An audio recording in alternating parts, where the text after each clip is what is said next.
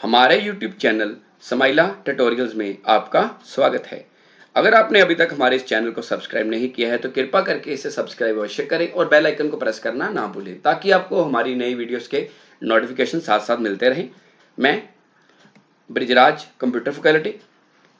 आज हम subject computer science class 9th chapter 5 introduction to MS access में इस चैप्टर के फिल इन द ब्लैंक्स पढ़ेंगे। तो ये चैप्टर शुरू करने से पहले आपको बताना चाहूंगा कि MS एक्सेस का पूरा नाम माइक्रोसॉफ्ट एक्सेस है।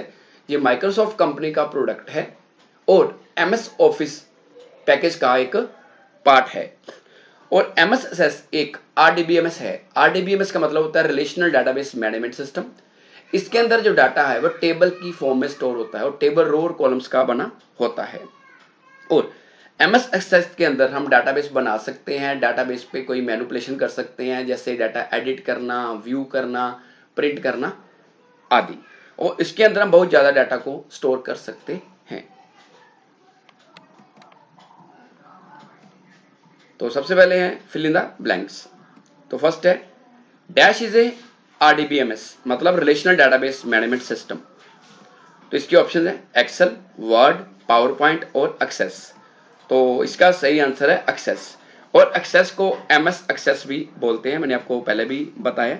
और जो MS एक्सेस है ये एक RDBMS है, ये रिलेशनल डाटाबेस मैनेजमेंट सिस्टम है जिसके अंदर डाटा टेबल की फॉर्म में स्टोर होता है, टेबल रोज और कॉलम्स का बना होता है।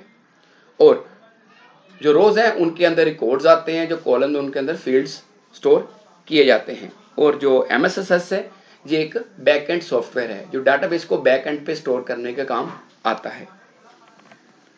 Number 2 dash is the main part of the database. तो इसकी ऑप्शंस है क्वेरी, टेबल, फॉर्म और मॉड्यूल। तो इसका सही आंसर है टेबल। तो टेबल के बारे में आपको बताना चाहूंगा कि जो टेबल है ये किसी भी डाटाबेस का एक मेन पार्ट है और ये रोज और कॉलम्स का बना होता है। जो रोज होती हैं वो हॉरिजॉन्टल होती हैं, जो कॉलम है वो वर्टिकल होते हैं। और MS एक्सेस के अंदर या किसी भी डाटाबेस सॉफ्टवेयर के अंदर जो कॉलम्स हैं वो फील्ड्स को रिप्रेजेंट करते हैं। फील्ड्स का मतलब जो ऊपर हमारे पास हेडिंग होते हैं।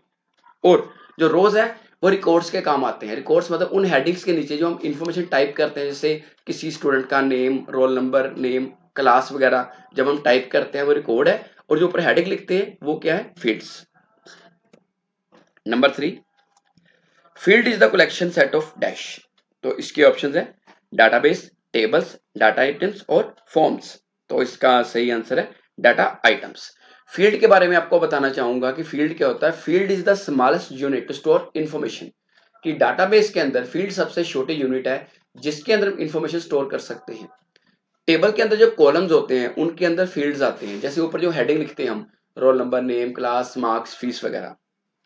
तो जब इनकी कलेक्शन की जाती है तो वो क्या बन जाती है, डाटा आइटम्स।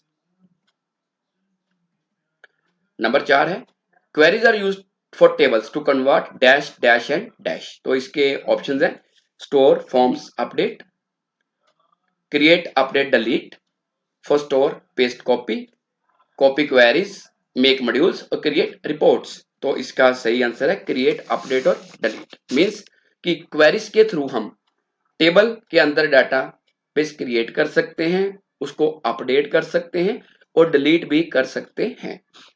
और क्वेरीज के लिए एक स्टैंडर्ड लैंग्वेज जो हर डाटाबेस में यूज होती है जिसको बोलते हैं SQL। तो SQL का मतलब होता है स्ट्रक्चर क्वेरी लैंग्वेज। क्वेरीज की मदद से हम डाटा को आसानी से फेच कर सकते हैं या कोई भी मैनिपुलेशन कर सकते हैं। क्वेरीज है इनको हम कीबोर्ड से टाइप कर सकते हैं। Number 5 dash is used to print data collected by us. तो इसकी ऑप्शंस है डाटाबेस, मैक्रो, डाटा टाइप्स और रिपोर्ट्स। तो इसका सही आंसर है रिपोर्ट्स। तो रिपोर्ट्स के बारे में बताना चाहूंगा कि MS एक्सेस में रिपोर्ट्स का प्रयोग डाटा को प्रिंट करने के काम आता है।